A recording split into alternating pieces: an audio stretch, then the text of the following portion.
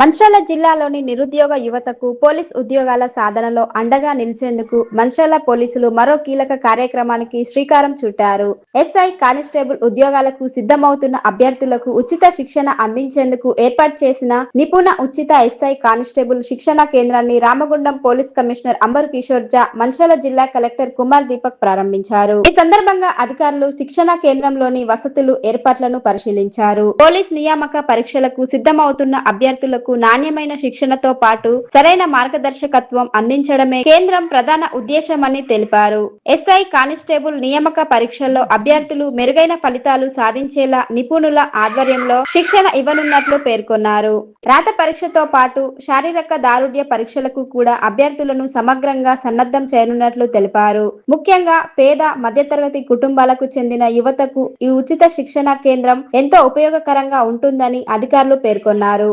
Police ఉద్యోగాలను లక్ష్యంగా పెట్టుకున్న యువత ఈ అవకాశాన్ని సద్వినియోగం చేసుకోవాలని సూచించారు. క్రమశిక్షణతో కూడిన శిక్షణ, కష్టపడి చదవడం, నిరంతర సాధనతో లక్ష్యాన్ని చేరుకోవచ్చని అభ్యర్థులకు దిశానిర్దేశం చేశారు. మంచిర్యాల పోలీసుల ఆధ్వర్యంలో ప్రారంభమైన ఈ ఉచిత శిక్షణ కేంద్రం ద్వారా జిల్లాలోని నిరుద్యోగ యువతకు పోలీస్ ఉద్యోగాల సాధనలో మరింత ప్రోత్సాహం, మార్గదర్శకత్వం లభించనుంది.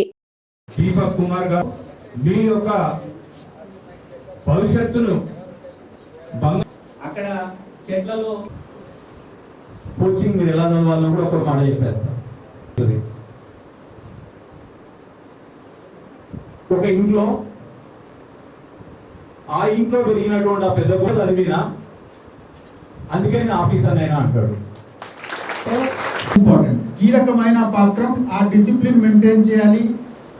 అంటే ఏ కోచింగ్ సెంటర్ కి ఉంటది అంటే ఏ ఫ్రీ కోచింగ్ ఉంటాయి. మీరు కూడా అప్పుడప్పుడు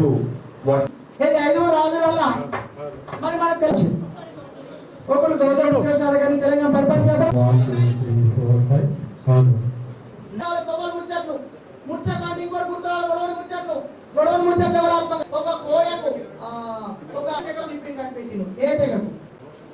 ప్రొఫెసర్ జయజీత్ తిమ్మరావు కోటి భాషకు ఏ భాషకు మరి కోయ గురువు పూల తంగేడు పూలు, గొడుగు పూలు, మరి గొడుగు పువ్వులు, గొడుగు పువ్వులు, గొడుగు పువ్వులు, తొవ్వల ముచ్చట్లు ఎవరు ఆత్మతాయి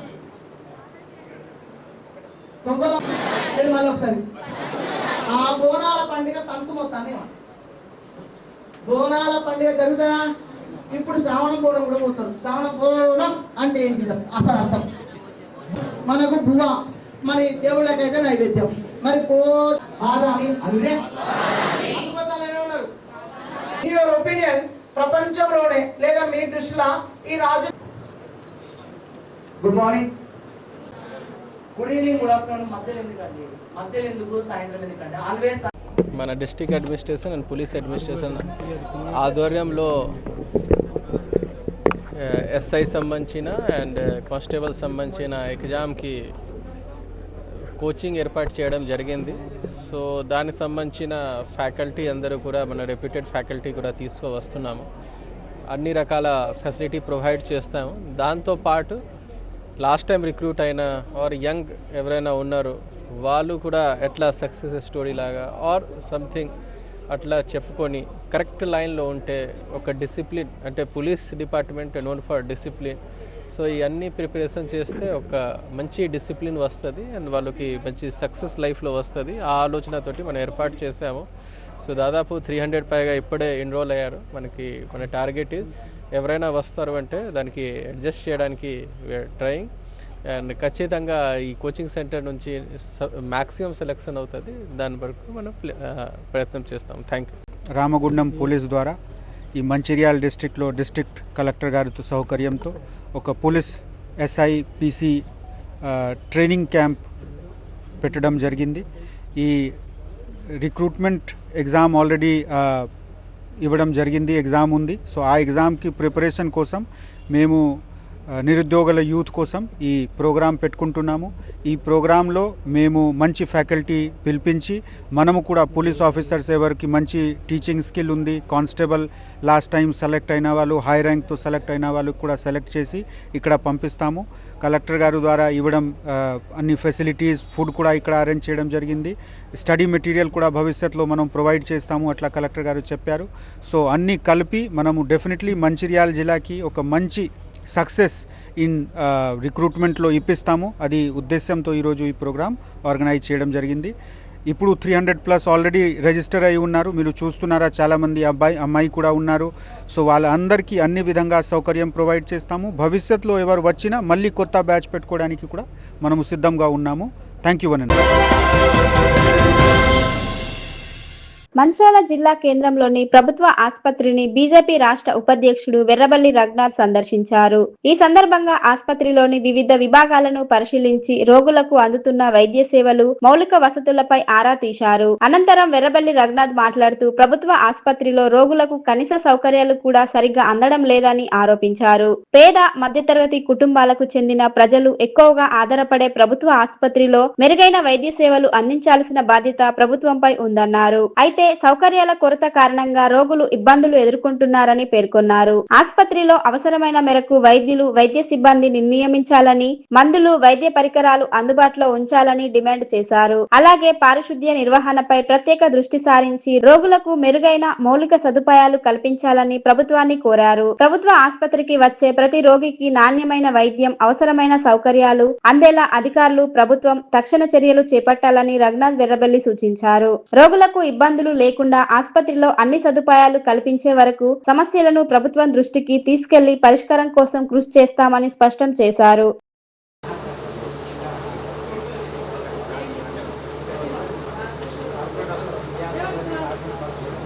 ఆయుష్మాన్ భారత్ తెలంగాణలో అమలు చేస్తలేదు. బాత్రూమ్లో లేవా? ఎక్కడ మీరు బాత్రూమ్ పోవాలంటే ఎక్కడికి పోవాలి? ఇక్కడ ఇల్లు లేదా బాత్రూమ్ వసతి?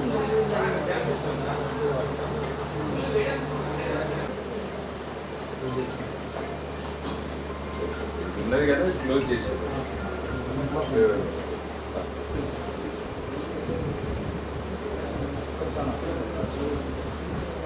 ఎక్కడమ్మా మీది బాత్రూమ్ కింద దగ్గర ఉందా? బాత్రూమ్ లో అదే పరేషానా?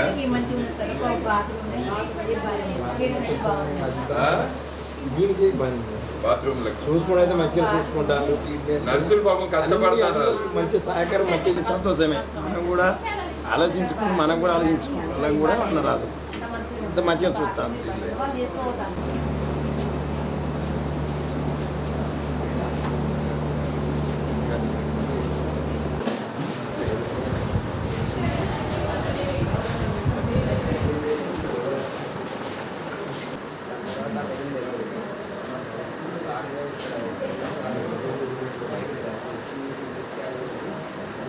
బయటికి రాదు.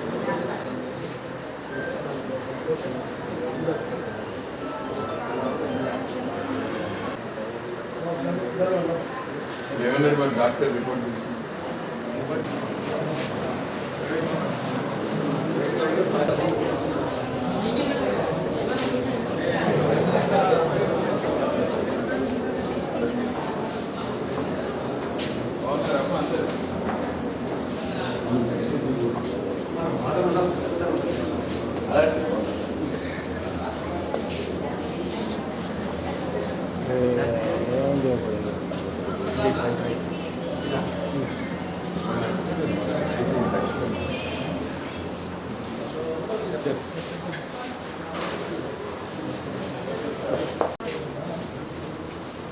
రోజులైందమ్మా వచ్చి?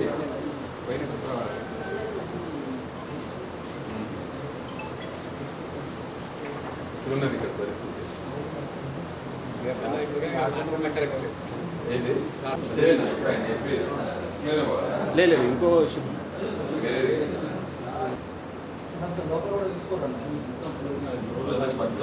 ఇది కొత్త బిల్డింగ్ మళ్ళీ ఇది కొత్త బిల్డింగ్. ఇది కొత్త ఎన్ని సంవత్సరాలు అయింది? 10 years అయితే. అప్పుడు పక్క ప్రాంతాల్లో పేద ప్రజలకు అందరికి కూడా మంచిర్యాల ప్రభుత్వ హాస్పిటల్, దీన్ని ఇక్కడ పెద్ద దవాఖానా అంటారు. ఏ ఆరోగ్యానికి సంబంధించిన సమస్య అయినా కూడా అందరూ, ఒక మన తెలంగాణ వాళ్ళే కాదు, అటు పక్కకున్న మహారాష్ట్ర ప్రజలు కూడా ఇక్కడికి వస్తారు. ఇలా మేము భారతీయ జనతా పార్టీ ఆధ్వర్యంలో హాస్పిటల్ యొక్క పరిస్థితి ఎట్లున్నదని తెలుసుకోవడానికి రావడం జరిగింది. ఇలా హాస్పిటల్లో మనం చూస్తే స్లాబ్ మొత్తం కూడా ఉరుస్తుంది, మొత్తం కూడా క్రాక్స్ అయినాయి. వర్షాకాలం అయితే కింద వరద వారుతాను. ఇలా స్లాబ్ ఎప్పుడైనా కూలొచ్చు. అటువంటి దయనీయమైన పరిస్థితి, అంటే ఒక డిప్లీటెడ్ కండిషన్లో ఉన్నది. ఇది పేషెంట్లకు వాళ్ళ యొక్క రిస్క్ చాలా రిస్క్తో కూడుకున్నది. మనం డయాలసిస్ సెంటర్లో పోయి చూస్తే పాపం పైన నుంచి పేషెంట్స్ మీద చిన్నగా ఉష్కే సిమెంటు పడుతుందని చెప్పి వాళ్ళు ఒక మెష్ కట్టిరు పాపం.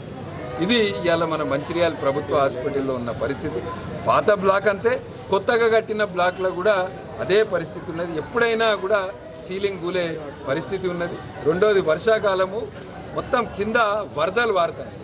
మూడోది కనీస మౌలిక వసతులు లేవు. పాపం పేషెంట్స్కి ఫ్రాక్చర్ అయి ఉన్నది, నడవలేని పరిస్థితి ఉంటే వాళ్ళకి అక్కడ ఉన్న బాత్రూమ్లను మెయింటైన్ చేయలేక, ఎందుకంటే బాత్రూంలో కూడా సీలింగ్ ఎప్పుడు కూలుతుందనే, స్లాబ్ ఎప్పుడు కూలుతుందనే భయంతో బాత్రూమ్లను కూడా బంద్ చేశారు. సరిపోయే ఎక్విప్మెంట్స్ లేవు, ఎక్స్రేలు తీస్తలేరు, ఇక్కడ డాక్టర్సే లేరు. మరి కొత్తగా ముఖ్యమంత్రి కొత్త హాస్పిటల్స్ కడుతున్నామని చెప్తుండ్రు. మరి ఉన్న హాస్పిటల్స్లల్లో సరి అయిన ఎక్విప్మెంట్ ఉందా, సరిపోయేంత మంది స్టాఫ్ ఉన్నారా, డాక్టర్స్ ఉన్నారా, నర్సులు ఉన్నారా అని. ఇలా మన మంచిర్యాలలో గత సంవత్సరం 6,800 మంది కంటి ఆపరేషన్స్ చేయించుకుంటే అందులో 5,600 మందిని ప్రైవేట్ హాస్పిటల్స్కి రెఫర్ చేయడం జరిగింది. 1,200 మంది స్వచ్ఛంద సంస్థల ద్వారా చేశారు. మరి ఇక్కడ అడిగితే 3 సంవత్సరాల నుంచి ఒక కంటి ఆపరేషన్ చేయలేదు. ఎందుకంటే కంటి ఆపరేషన్కి సంబంధించిన ల్యాబ్ టెస్ట్కి పంపితే ఫెయిల్ అవుతారు. ఎందుకంటే అక్కడ మొత్తం కూడా ఫంగస్ వచ్చింది, బూజు వచ్చింది, మొత్తం కూడా మాయిశ్చర్ ఉన్నది అక్కడ. ఇది ఇలా మన మంచిర్యాల ప్రభుత్వ హాస్పిటల్ యొక్క పరిస్థితి. పేద ప్రజలకు కావాల్సింది మెరుగైన వైద్యము, మంచి విద్య. రాష్ట్ర ముఖ్యమంత్రి ఆయనే విద్యాశాఖ మంత్రి. ఇవాళ విద్య పరిస్థితి అట్లనే ఉందంటే వైద్యం పరిస్థితి ఇంకా కూడా ఘోరంగా ఉన్నది. పోనీ మరి కేంద్ర ప్రభుత్వం ప్రవేశపెట్టిన ఆయుష్మాన్ భారత్ని తెలంగాణలో పూర్తిగా అమలు చేస్తే ఇదే పేద ప్రజలు ప్రైవేట్ హాస్పిటళ్ళకు పోయి మెరుగైన వైద్యం, సంవత్సరానికి 5 లక్షల రూపాయలు కేంద్ర ప్రభుత్వం అందిస్తుంది. కానీ అటు ఆయుష్మాన్ భారత్ లేదు, ఇటు ప్రభుత్వ హాస్పిటల్లో కనీస మౌలిక వసతులు లేకపోవడం వలన ఇబ్బంది ఎదుర్కొంటారు. అక్కడ కాలేజ్ రోడ్కు ఒక కొత్త హాస్పిటల్ కట్టారు, కానీ మరి దాన్ని శంకుస్థాపన చేస్తలేరు, దాన్ని డిలే చేస్తారు. ఆ హాస్పిటల్ని వెంటనే శంకుస్థాపన చేసి దాన్ని కూడా ప్రజలకు అందరికీ కూడా అందుబాటులో తీసుకురావాలి. ఈ హాస్పిటల్లో కూడా కంటికి సంబంధించింది కావచ్చు, డెంటల్కి సంబంధించింది కావచ్చు, డయాలసిస్కి సంబంధించింది కావచ్చు, మూత్ర పరీక్షలు చేస్తలేరు. ఇక్కడ పరీక్షలకు సంబంధించిన ల్యాబ్ ఎక్విప్మెంటు, దాంతోపాటు స్టాఫ్, డాక్టర్స్, నర్సెస్ అందరినీ కూడా తీసుకొచ్చి పేద ప్రజలకు మెరుగైన వైద్యం అందించాలని మేము భారతీయ జనతా పార్టీ తరఫున డిమాండ్.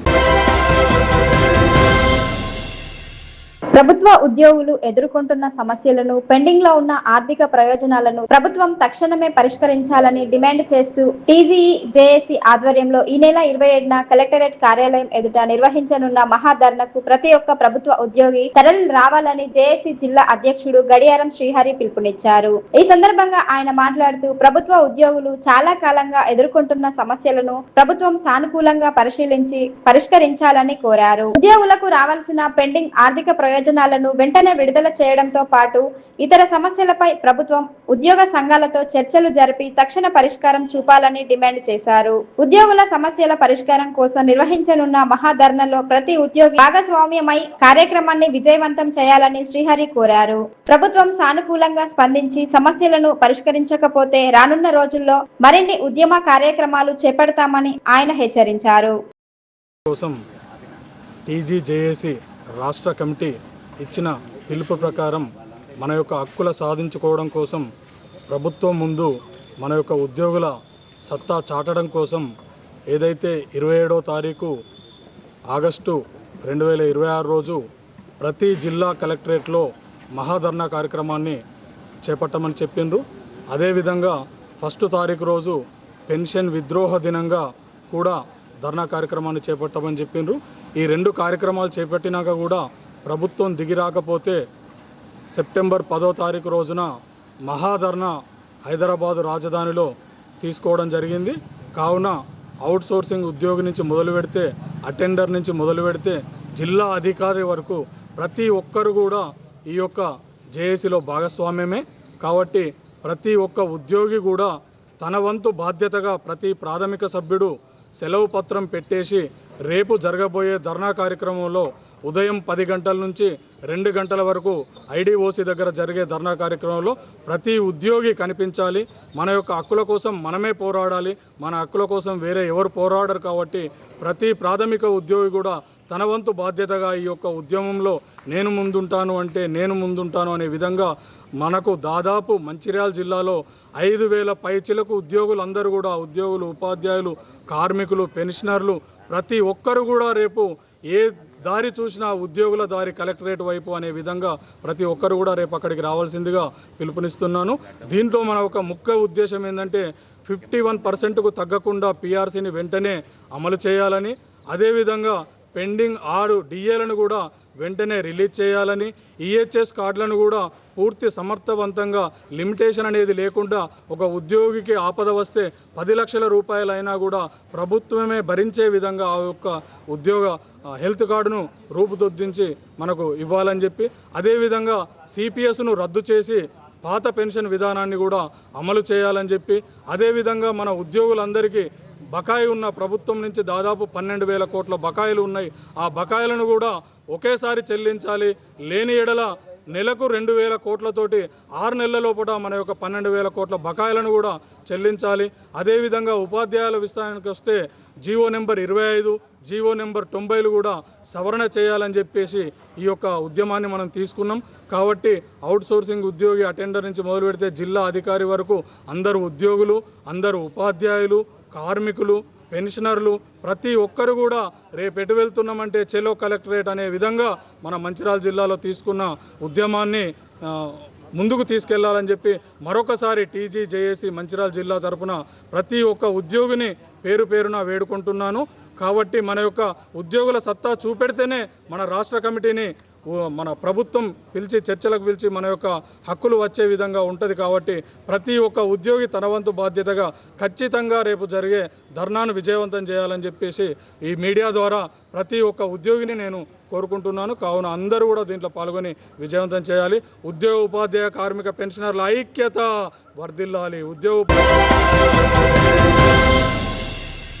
రక్షాబంధన్ పర్వదినాన్ని పురస్కరించుకొని మంచిర్యాల జిల్లా కేంద్రంలో ప్రకృతి మిత్ర ఆధ్వర్యంలో వినూత్న కార్యక్రమాన్ని నిర్వహించారు. ప్రకృతిని, పర్యావరణాన్ని కాపాడాలనే సందేశాన్ని ప్రజల్లోకి తీసుకెళ్లేందుకు చెట్లకు రాఖీలు కట్టి పర్యావరణ పరిరక్షణపై అవగాహన కల్పించారు. ఈ కార్యక్రమంలో ప్రకృతి మిత్ర సభ్యులతో పాటు అటవీ శాఖ అధికారులు పాల్గొని చెట్లకు రాఖీలు కట్టారు. చెట్లు మనకు ప్రాణవాయువును అందించడంతో పాటు పర్యావరణ సమతుల్యతను కాపాడడంలో కీలక పాత్ర పోషిస్తున్నాయని ఈ సందర్భంగా వారు తెలిపారు. చెట్లను సోదరులుగా భావించి రాఖీలు కట్టడం ద్వారా వాటిని సంరక్షించాల్సిన బాధ్యత ప్రతి ఒక్కరిపై ఉందనే సందేశాన్ని ప్రజల్లోకి తీసుకెళ్లేందుకు ఈ కార్యక్రమాన్ని నిర్వహించినట్లు పేర్కొన్నారు. మొక్కలు నాటడంతో పాటు వాటి సంరక్షణకు కూడా ప్రతి ఒక్కరూ బాధ్యత తీసుకోవాలని పిలుపునిచ్చారు.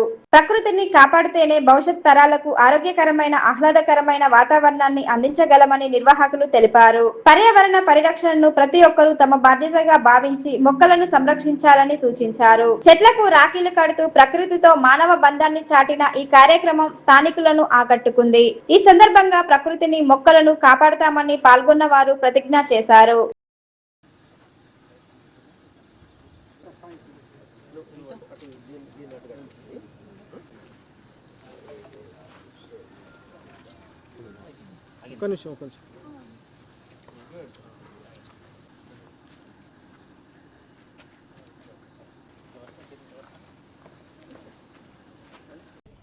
ప్రకృతి మిత్ర తెలంగాణ ఆధ్వర్యంలో మంచిర్యాల జిల్లా కేంద్రంగా వృక్షరక్షబంధన్ అనేటువంటి పండుగను పురస్కరించుకొని చెట్లకు రాఖీలు కడదాం, చెట్లను గౌరవిద్దాం, ఏపుగా పెరిగినటువంటి చెట్లను మన అమ్మా నాన్నలుగా, మన తోబుట్టువులుగా, స్నేహితులుగా భావించేటువంటి ఒక భావజాలాన్ని భారత రాజ్యాంగం 51/A/G ప్రకారము, 1972 వైల్డ్ లైఫ్ ఫారెస్ట్ యాక్ట్ ప్రకారము, 2002 బయోడైవర్సిటీ యాక్ట్ ప్రకారము అండ్ వాల్టా చట్టం ప్రకారము ప్రతి మనిషి తప్పనిసరిగా సహజవనాలను కాపాడుకోవాలి, అడవులను కాపాడుకోవాలి, చెట్లను రక్షించి వాటి యొక్క ఫలాలను పొంది భావితరాలకు అందించేటువంటి బాధ్యత మనందరిపైన ఉంది. మరి ఆ దిశగా ఇవాళ మంచిర్యాల నగరంలోని ఒక ప్రాచీనమైనటువంటి ఒక చరిత్రాత్మకమైన రాముని చెరువు యొక్క కట్టపై ఉన్నటువంటి ఒక ఏపుగా సుమారు 80-90 సంవత్సరాల వయసున్నటువంటి చెట్ల కింద ఒక మంచి కార్యక్రమాన్ని ఏర్పడడం జరిగింది. ఇక్కడ ప్రకృతి మిత్ర పదార్థాలతోటి అంటే గింజలు కానీ, ఆకులు కానీ, కాగితాలు కానీ, అట్టలు కానీ, దూది కానీ, అలాగే డ్రై ఫ్రూట్స్ యొక్క వేస్ట్ తోటి మా టీం మెంబర్స్ అందరూ చక్కగా వాళ్ళు రాఖీలు తయారు చేస్తారు గత వారం రోజుల నుంచి. ఆ రాఖీలు మేము వాళ్ళు ప్రదర్శించేసేసి ఇలాంటి సింగిల్ యూజ్ ప్లాస్టిక్ రాఖీలను మానేసేసి ఇప్పుడు ఎల్లుండి జరిగినటువంటి రాఖీ పౌర్ణమి సందర్భంగా మనమందరం చక్కగా అది చిన్న రాఖీ అయినా పర్వాలేదు, ప్రేమగా కట్టేటువంటి ఒక ఆకు అయినా పర్వాలేదు, ఒక ఫ్రూట్ అయినా పర్వాలేదు, అది నేచర్లో కలిసిపోవాలి, గాలిలో నీటిలో కలిసిపోయేటువంటి పదార్థాలు తీసిన రాఖీలు ఉపయోగించాలని తెలియజేసుకుంటూ చెట్లను నరకడం చాలా నేరము. ఒకవేళ చెట్లు నరికినట్టయితే గవర్నమెంట్ కార్యక్రమాల్లో నేషనల్ హైవేస్ నిర్మిస్తున్నప్పుడు కానీ ప్రభుత్వ పెద్ద పెద్ద భవనాలు కడుతున్నప్పుడు కానీ మనం చేయాల్సిన పని ఏంటంటే సబ్స్టిట్యూట్ చేయాలి. మన ఇంట్లోనే ఒక చెట్టు నరికితే మనం ఎంత బాధపడతాం ఒక్కసారి ఆలోచించండి. They have no tear, the trees have the tears also but they can't express. చెట్ల తరపున మేము మాట్లాడుతున్నాం, చెట్ల యొక్క ప్రతినిధులుగా మేము మాట్లాడుతున్నాం, చెట్ల యొక్క ప్రతినిధులుగా మా ఆలోచనలు. మాకు ఎలాంటి స్వార్థం లేదు, చెట్లు బ్రతకాలి, నేలపై బ్రతకాలి. అప్పుడే మన భావి తరాలకు రియల్ ఎస్టేట్ అంటే కేవలం బంగ్లాలు బంగారం మాత్రమే కాదు ఫ్రెండ్స్. రియల్ ఎస్టేట్ అంటే ప్రకృతి, నేచర్ అనేటువంటి ఉన్నప్పుడే మన బిడ్డలకు, మన మనవలకు మనం అందించాల్సిన ప్రకృతిని అందించే దిశగా మనం అందరం కలిసి ముందడుగులేద్దాం. ఈ దిశగా మా మీడియా మిత్రులు కూడా పేరు పేరున అందరికీ చక్కని సహకారం ఇస్తూ ప్రకృతి మిత్రులు ముందు తీసుకున్నట్టు మీ అందరికీ ధన్యవాదాలు. మనమందరం ప్రకృతి మిత్రులుగా మారేసే ఈ కార్యక్రమాన్ని రాష్ట్ర వ్యాప్తంగా చేసేటువంటి కృషిలో మీరందరూ భాగస్వామ్యం కావాలని, ప్రజలందరూ కూడా ప్రకృతి మిత్ర అలవాటుగా మారాలని తెలియజేసుకుంటున్నాను. ఈ ప్రకృతి మిత్ర సొసైటీ వ్యవస్థాపకులు ఈ మన వృక్ష రక్షాబంధన్ ప్రోగ్రాం కండక్ట్ చేస్తున్నందుకు చాలా సంతోషంగా ఉంది. నేను ఫారెస్ట్ డిపార్ట్మెంట్ తరఫున వారికి ప్రత్యేక అభినందనలు తెలుపుతున్నాను. ఒక చిన్న రిక్వెస్ట్ ఏంటి అంటే, ఇప్పుడు మన దగ్గర మనం చెట్టుని మన కుటుంబ సభ్యునిగా భావించే కల్చర్ ఉంది. మన గాంధర్వనం లోపల, ఇక్కడే మంచిర్యాల పక్కన గాంధర్వనం లోపల స్మృతివనం అని ఒక వనం ఏర్పాటు చేసినాం. ఎవరైనా మన కుటుంబ సభ్యులు చనిపోతే వాళ్ళ జ్ఞాపకార్థం ఒక చెట్టు పెడితే ఆ చెట్టుని తిరిగి డిపార్ట్మెంట్ వాళ్ళే పెంచుతారు. అక్కడ కింద గద్దె కట్టి గద్దె మీద చనిపోయిన వాళ్ళ పేరు, ఎవరి పేరు మీద చెట్టు పెంచుతున్నాం అన్న కల్చర్ అది ఉంది. అట్లా ఒక వనం తయారైంది, చిన్న ఒక వనం తయారైంది. ఎవరైనా వాళ్ళ కుటుంబ సభ్యుల పేరు మీద చెట్టు పెంచదలుచుకుంటే మన గాంధర్వనానికి వచ్చి ఒక చెట్టు నాటిపోవచ్చు. అది పెరుగుతుంది. దానికి అయ్యే ఖర్చు, నామినల్ ఎక్స్పెండిచర్స్ వాళ్ళ దగ్గర నుంచి తీసుకుంటారు. అది ఒకటి. అంటే మనకు చెట్లతో ఉన్న అనుబంధాన్ని గుర్తు చేసే ప్రక్రియ. ఇప్పుడు ఈ చెట్లతో వృక్ష రక్షాబంధన్ ప్రోగ్రాం యొక్క ముఖ్య ఉద్దేశం ఏంటంటే, చెట్లని మన కుటుంబ సభ్యులుగా భావించి మనం వాటితో ప్రకృతితో మమేకం కావడం అనేది ముఖ్య ఉద్దేశం. వీళ్ళు చాలా అంటే మంచిగా ఓన్లీ గ్రీన్ వస్తువులు. ఒక 20 years బ్యాక్ మన దగ్గర ప్లాస్టిక్ అనేది చాలా తక్కువ యూజ్ ఉండే. ఈ 20 yearsలో ప్లాస్టిక్ని చాలా పెంచి గ్రీన్కు దూరం అవుతున్నాం. మనం తినే ప్లేట్ల నుంచి అన్ని ప్లాస్టిక్ వచ్చినాయి. అవి కొంచెం తగ్గించుకోవాలనేది మా డిపార్ట్మెంట్ తరపున నేను అందరినీ కోరుతున్నా. మనం అవి పెంచుకొని మన ఆరోగ్యాన్ని మనమే చెడగొట్టుకుంటున్నాం. ప్రకృతితో మమేకమైన వస్తువుల్ని వాడి తిరిగి మనం ఒక 20-25 సంవత్సరాల కింద ఎటువంటి జీవితాన్ని అయితే గడిపినామో అట్లాంటి జీవితాన్ని గడపాలని కోరుకుంటున్నాను. థ్యాంక్ యూ అండి.